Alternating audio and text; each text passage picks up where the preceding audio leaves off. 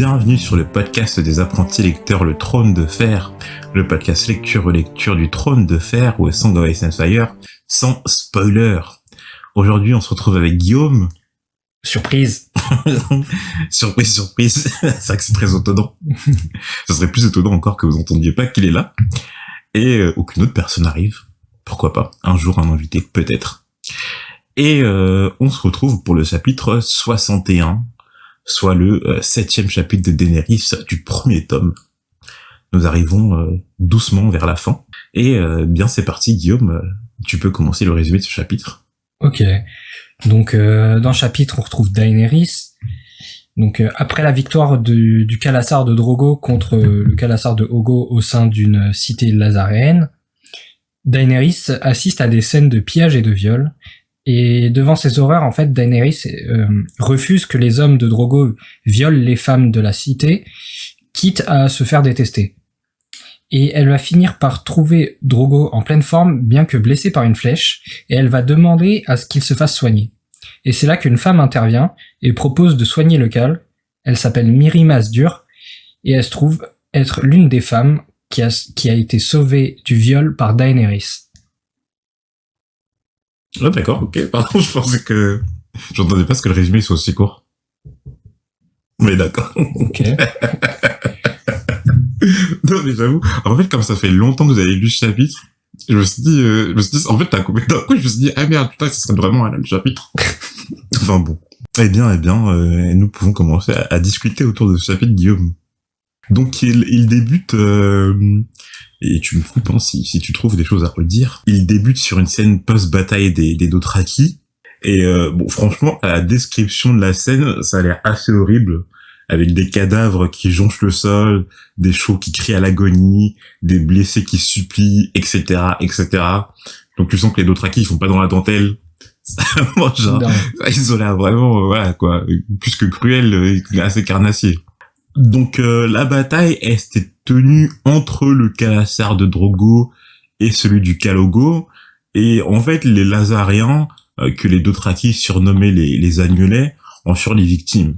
Parce que en effet, ceux-ci étaient, bon, déjà ils étaient végétariens, ce qui était déjà une faute en soi, mais surtout que, je crois que c'est, en gros, pour les Dothraki, ils profanaient la mer Dothrak en y faisant paître des moutons. Donc, en fait, je n'ai pas très bien compris en quoi ça souillait la mer Dothrak à ce moment-là. Je sais pas. Mais je crois que si, parce qu'en fait, tu te rappelles, je crois que c'était le premier chapitre où Daenerys arrive sur la mer Dothrak.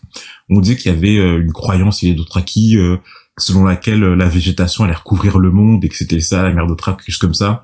Donc sûrement que le fait que les moutons, en fait, qu'ils pètrent et ils mangent l'herbe, que ça, voilà, quoi. Non, ça c'est une histoire, c'est pas une histoire avec Asshai, ça Non, c'est le chapitre où même elle est avec Jorah et elle arrive sur la mer Dothrak et on dit que, oui, il lui dit que son Dothraki, en gros, t'as toute l'herbe qui va recouvrir le monde. Oui, je sais. Ouais, je vois. Mais pas avec Asshai, du Parce coup. que je crois que c'est une histoire avec au-delà d'Asshai, on y voit des plantes bizarres qui recouvriraient le monde et ce serait la fin du monde, tu vois.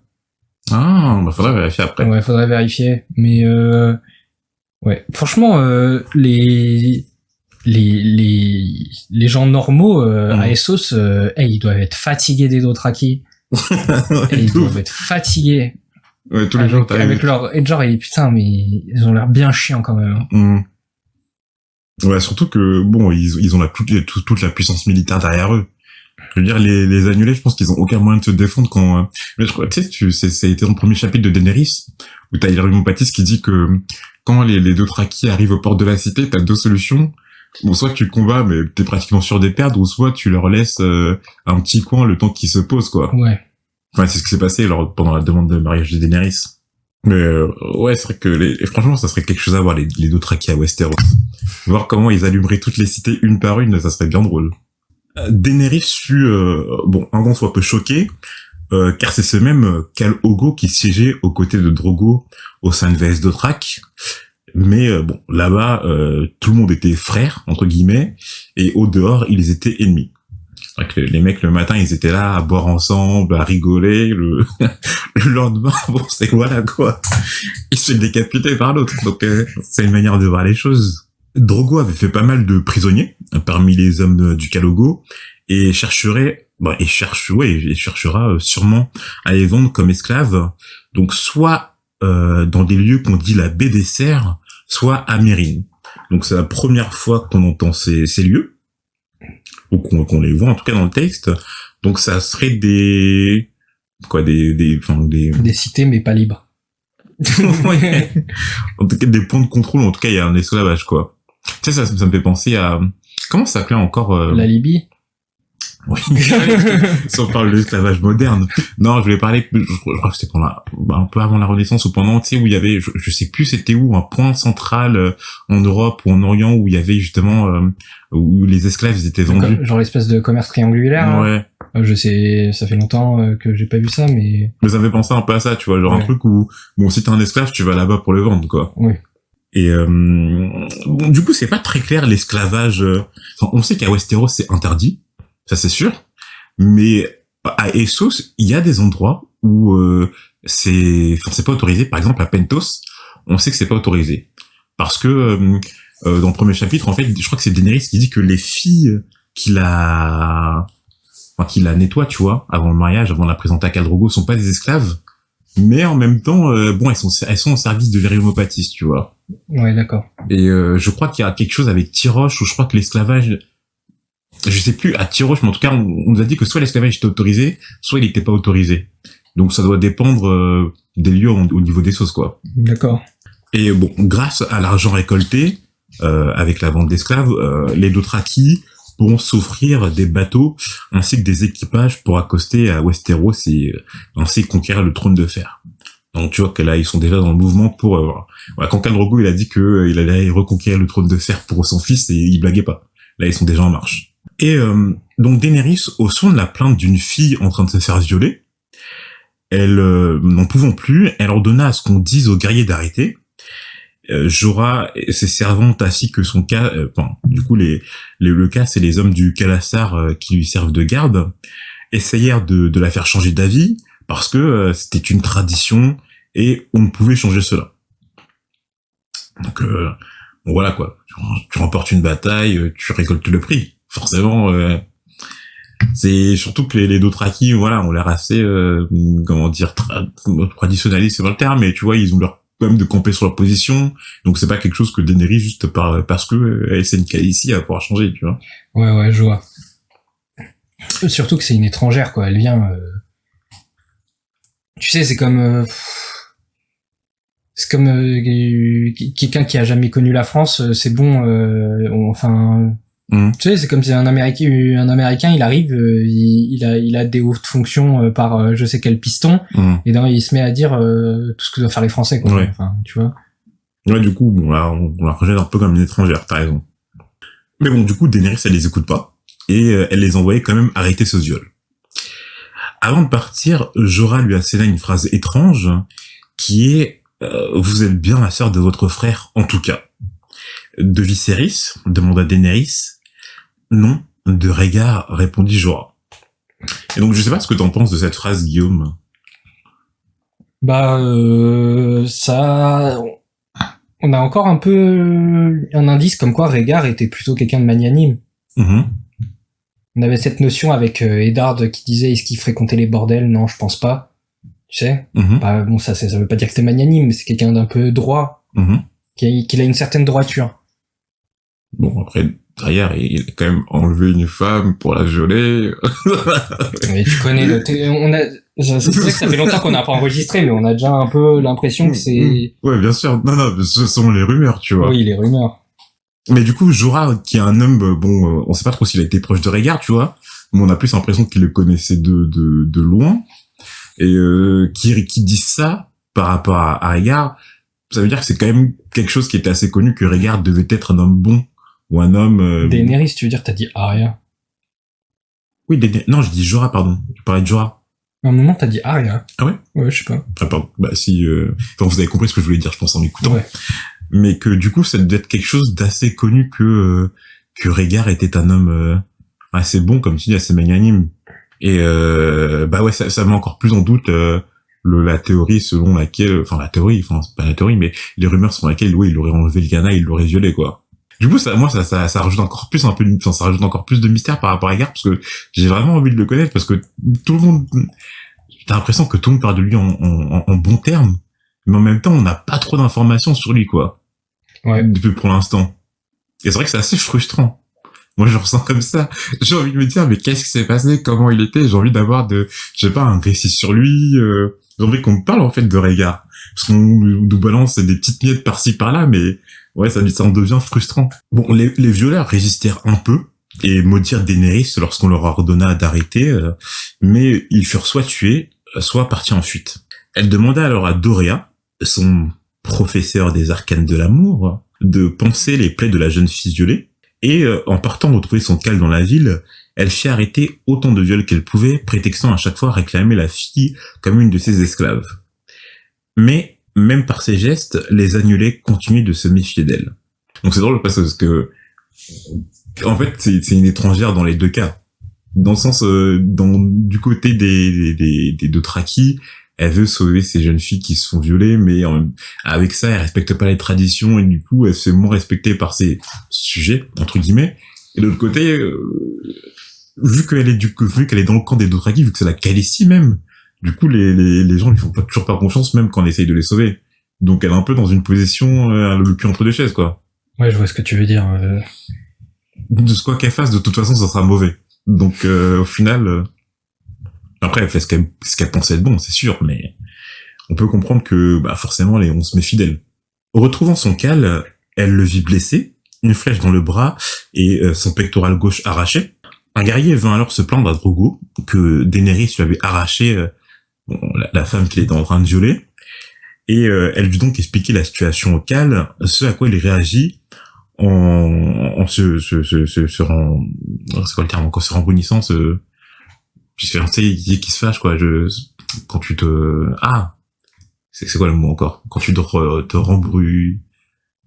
Rembrunir? Oui, je sais pas. Attends. Je vois, je vois un peu l'idée, mais j'ai pas le mot. Je vais chercher. C'est se rembrunir. C'est le mot. Donc c'est en se rembrunissant, oui. Oui, c'est le gérontif de rembrunir, sûrement. Et alors je retrouve mon texte. Et donc il se rembrunit, il explique à Daenerys que c'était leur coutume. Mais bon, on sent qu'une partie de Drogo était quand même fière d'elle, de ce soudain excès d'audace et de confiance en elle qui, selon lui, provenait de leur fils à venir. Là, je vois bien le regard fier tu vois. Ça, c'est mon fils, ça. Ça, c'est l'étalon qui chevauchera le monde.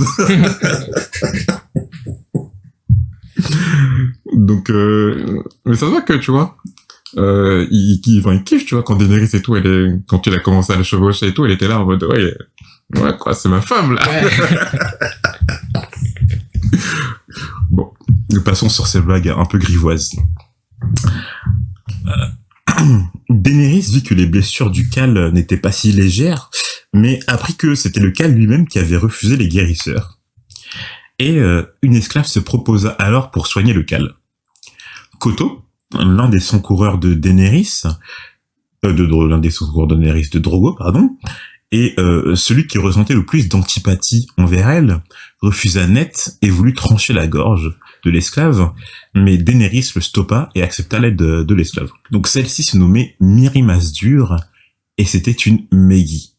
Alors du coup, t'as compris que c'était quoi une Meghi, Guillaume? C'était un peu une comment dire,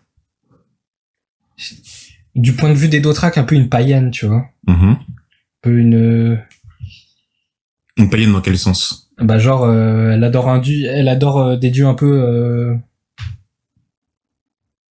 obscurs, je sais pas.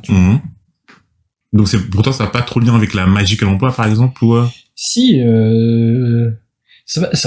enfin pour moi Maggie c'est comme une insulte, c'est comme si tu traitais une meuf de sorcière. Ouais, je sais ce que tu veux dire. Donc les Maegi étaient, selon Jiki, l'une des servantes, des créatures démoniaques pratiquant la sorcellerie. Donc ce que tu viens de dire, hein, c'est un peu la traité de sorcière, ouais. qu'on traînait au bûcher pour les brûler, les sorcières de Salem, un peu, un truc comme ça. Wanda, t'as pas capté la blague? Wanda? La sorcière C'est rouge. la sorcière rouge. J'étais en train de lire mon texte. Mais t'as regardé WandaVision, du coup? Non. Ah, ok. Du coup, je vais faire une petite référence et tout, mais du coup, ça tombe à l'eau. Je suis triste. Mais Miri Masdur a tout simplement, selon elle, épousé le temple et a des talents de guérisseuse. Daenerys lui demande d'où viennent ses talents, et Miri lui répond tout d'abord de sa mère, puis elle se rendit à Asshai, aux contrées de l'ombre, où elle y a appris auprès des mages, mais aussi, après, auprès d'une certaine chanteuse de Jogosnaï, et d'une femme et d'un maître venant tous deux de Westeros, qui lui apprirent respectivement l'art des herbes et de l'anatomie. La mention du maître étonne Sir Jorah, mais celui-ci confirme que c'en était bien un, grâce à la mention du collier composé de différentes sortes de métaux. Ce maître se nommait Maître Marwyn selon Miri Masdur. Bon, plusieurs choses. Du coup, est-ce que parce que du coup, pour l'instant, on n'a pas tellement... Est-ce qu'on a eu la notion de magie ou de sorcellerie dans le monde du trône de fer? Parce que je pense pas. Hein. Non, je crois pas. Enfin, je crois qu'on sait que, par exemple, qu'il y a des... Par exemple, tu sais que les épées en acier valérien, elles sont forgées à partir d'une certaine magie ou quelque chose comme ça. Ouais. Je pense qu'il y a dû avoir quelques références par-ci par-là où il y a des choses un peu surnaturelles qui ont dû se passer. Mais quelqu'un qui pratique vraiment la magie, je crois que c'est la première fois qu'on en voit une. On peut se tromper, donc vous pouvez nous le dire en nous écrivant dans les commentaires, hein. Mais je crois que c'est la première fois. Donc du coup, mais ça paraîtrait pas tellement étonnant dans l'univers du Trône de Fer de ce qu'on a vu depuis le début, quoi. Non, c'est pas... En certain, on sait qu'il y a des dragons qui ont existé. Bon, c'est sûr que on n'est pas dans de la high fantasy, tu vois. On est plus genre c'est pas, il y a pas des Gandalf, il y a pas des trucs. Ouais, c'est de la low fantasy. C'est de la low fantasy. Avec un système de magie qui est assez qu'on connaît même pas du coup pour l'instant. Bon, pour l'instant, il y a pas de système de magie, mais il y a... La magie est présente, entre guillemets. Ouais, la magie est présente, mais elle a pas pour l'instant, elle a pas un rôle du quotidien, en fait, des gens. Ouais. Pas du tout du quotidien des gens. Elle a pas un rôle central dans la plupart des arcs narratifs. Non, même dans à part Daenerys, franchement. Pour l'instant, à part Daenerys, il y a pas de... La magie n'a quasiment aucun impact, ouais. Ouais. On peut dire Jon. Ah si, bah après Bran d'une certaine façon. Oui. Parce que bon, est-ce qu'on peut construire comme ça comme de la magie d'une certaine façon, oui. Ouais. Parce que la corneille à 3 yeux, bon, on se dit bien que voilà, c'est pas que du corneille, enfin, voilà. Mais du coup, ouais, ça m'étonnerait pas qu'elle pratique vraiment la sorcellerie chez Maggie. Pourquoi pas? Donc en tout cas qu'elle sache qu'il s'est passé des trucs. Alors après, par rapport aux différentes personnes qui ont appris, bon, sa mère, on s'en bat les couilles. Ce qui peut être intéressant, par contre, c'est du coup les mages de Asshai aux contrées de l'ombre. Bon, déjà le Asshai les contrées de l'ombre, ça avait déjà voilà quoi. Ouais. On sent déjà l'ambiance. On se met déjà dans le truc. Tu vois, Asshai les contrées de l'ombre, tu t'attends pas à un paysage paradisiaque. Mais du coup, il y aurait des mages là-bas. OK. Une certaine chanteuse de Jogosnaï. Alors Chantelune. Chantelune, pardon. Oui. Chantelune. Ok, pardon, j'avais mal noté.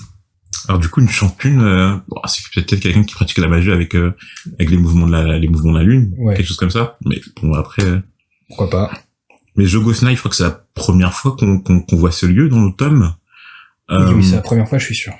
Bon, du coup, mais le truc chiant, c'est que voilà, c'est plein de territoires dont on n'a pas la carte en fait. Ouais. On n'a toujours pas la carte, donc on retient pour l'instant le nom des lieux. Mais comme on sait pas les placer, bon, voilà quoi, c'est toujours un peu compliqué. Mais sûrement ça doit se trouver à Essos. Ou, enfin je sais pas, après on nous dit Westeros Essos. Donc peut-être qu'il y a un, tu vois, un truc au nord et quelque chose au sud. Non, ça, tu vois. Ouais, mais bon, on est presque sûr que c'est à Essos, quoi. Ah, pourquoi presque sûr du coup? Je sais pas, c'est ça. Je suis presque sûr. C'est tout. C'est une intuition. Alors du coup, ce qui est intéressant, c'est du coup la mention de cette femme et ce maître qui proviennent de Westeros. Alors pour la femme, même si c'est intéressant, bon, on sait pas qui c'est, on n'a aucune information sur elle à part cette information, quoi. Mais pour le maître, du coup, ça peut être une information, qui est étonnante. Déjà, qui étonne Jorah. Parce que, bon, sûrement que les maîtres, normalement, soit ils doivent, enfin, d'après ce qu'on a compris, soit ils sont à la citadelle de Villevieille, soit ils sont envoyés dans les différentes maisons des sept couronnes, afin de servir, bah, bon, comme le maître de Winterfell, maître Lewin, de, je sais pas, de scribe, de ceux enfin, Ouais. de professeurs, etc., quoi. Et donc, qu'un maître aille jusqu'à Asha et les contrées de l'ombre, bon, sûrement que c'est quelqu'un qui a, tu vois, qui a la bougeotte, ou quelque chose, qui est quelqu'un qui veut explorer le monde, qui veut Ouais. apprendre. Et le fait qu'il ait transmis ces informations à cette Mirri Masdur, alors soit ça veut dire que, parce que je pense pas que, tu vois, tu transmets tes informations à n'importe qui. Enfin, quand t'as un mess comme ça, surtout quand tu vas jusqu'à là-bas, moi qui sont un peu excentriques, tu vois, ça fait penser aux personnes un peu excentriques qui font un peu ce qu'ils veulent, non? Non, je sais pas, moi, j'ai l'impression que c'était plutôt peut-être un mec assez ouvert d'esprit qui au final était ouvert tu sais, ouvert à toutes les cultures, essayait d'apprendre de toutes les cultures de tout le monde, et donc il y avait beaucoup d'échanges, Ouais, un échange d'informations plutôt. d'échanges d'informations, tu vois. En tout cas, Genre en mode Mirri Masdur qui apprend au maître ce que sa mère lui a appris, et en contrepartie le maître qui apprend un peu la médecine de Westeros à Mirri Masdur. Ouais, non, je pense un peu comme toi. Je pense que t'es dans le vrai. Hein. Mais en tout cas, on retient le nom de Maître Merwin. Parce que bon, on sent bien que le name dropping comme ça sort pas de nulle part, et, enfin, quoi que, pour ça, on a vraiment des noms qui sortent un peu, voilà, quoi. Mais le maître comme ça, qui est Jorah, tu sens que c'est un maître qui va un peu loin. On retient, quoi. Alors, ensuite, Mirri Masdur indiqua que ses instruments et potions se trouvaient à l'intérieur du temple, et que c'est là qu'elle pourrait soigner Khal Drogo. Ils s'y rendirent alors. Les 100 coureurs de Drogo voulurent rester auprès de lui, et parce que en fait ils n'ont toujours pas confiance à la Maggie, mais Daenerys était sereine, elle l'avait tout de même arraché à des violeurs. De plus, son visage lui inspirait confiance. Ça, c'est vraiment une bêtise sans nom. Son visage lui inspire confiance. Ouais. Je veux dire, bon, Cahuzac, son visage l'inspirait peut-être confiance, mais le mec est content suisse, hein, donc les yeux dans les yeux, voilà, quoi, on sait ce que ça veut dire. Et surtout qu'on vient justement de dire, juste un peu plus loin enfin, un peu plus avant dans le chapitre, que justement les gens, malgré le sauvetage de Daenerys, ils lui faisaient pas confiance. Ou en tout cas, ils avaient du mal à lui faire confiance. La Maggie lui administra ses soins et lui indiqua la conduite à tenir pour les prochains jours afin qu'il guérisse. Et après ses soins, Daenerys, reconnaissante envers elle, lui propose de l'aider dans sa grossesse. Du coup, oui, parce qu'elle dit que elle s'y connaît dans tout ce qui est la médecine et les soins de la couche sanglante. Et du coup, je voulais rajouter que c'est marrant, justement, qu'elle utilise ce terme de couche sanglante. Parce que dans le tome, en vérité, il y a que 2 fois où ce terme il est évoqué. Et est-ce que tu sais la première fois où du coup c'est dit? Une couche sanglante? Ouais. Aucune idée. Et bien justement, c'est ça qui est marrant, c'est que la seule autre fois où ce terme couche sanglante est dit dans le texte, c'est Lyanna. Exactement. C'est quand Ned il fait ce rêve de la Tour de la Joie quand il est sous l'aide pavot, et qui se dit la seule chose dont il commence à arriver, je rêve de cette Tour de la Joie et de Lyanna près de cette couche sanglante. Et j'ai vérifié, du coup, dans la version originale, pour voir si, justement, ça peut être, tu vois, une coïncidence. Et non, en fait, dans la version anglaise, quand Ned se rappelle du rêve de Lyanna, il parle de Lyanna in a bed of blood. Et quand, la Maggie parle à Daenerys, elle dit, I know the technique of the bloody bed. Donc, voilà, quoi. Enfin, c'est pratiquement la même chose. Je vois pas où tu veux en venir, mais... Bah, du coup, que, justement, en fait, quand on parle de couche sanglante par rapport à Lyanna, en fait, ça pourrait, si ce terme il est utilisé que 2 fois, une fois pour l'accouchement de Daenerys. Ah oui, d'accord. Peut-être que la seule fois où il est évoqué pour Lyanna, c'est par rapport à un peu impossible accouchement. C'est très... D'accord. Non, Non, ok. Ah, moi, ça m'a sauvé comme ça. Ça va très indirect de donner un indice, ouais, mais ok. C'est pas impossible. Bah, en soi, c'est ça me semblait machin, mais je te dis, une couche sanglante, tu dis, la seule fois où ça m'a marqué, C'est vraiment quand Ned il parle de Lyanna, et c'est exactement la même chose. Je me suis dit, s'il parle de l'accouchement de Daenerys avec ces termes, et que la seule autre fois dans la seule fois dans ce tome où ce terme est utilisé, c'est pour parler de Lyanna et de cette couche sanglante dans sa tour de la joie, surtout qu'avec les théories, on pensait que justement, parce que Lyanna était la mère de Jon, et que c'était là-bas où elle avait accouché, donc ça pourrait être quand même un gros indice, quoi. Et donc le chapitre se termine par un dernier avertissement de Koto envers Mirri Masdur, la santé du Khal, où la vie lui sera ôtée. Enfin voilà, on espère que vous avez apprécié ce chapitre, nos discussions autour de celui-ci. Si vous avez envie d'en parler plus, vous pouvez nous contacter ou commenter le podcast. Et si vous voulez poursuivre l'aventure, vous pouvez nous suivre sur nos différents réseaux sociaux qui sont présents dans la description. Je vous dis à la semaine prochaine. À la prochaine.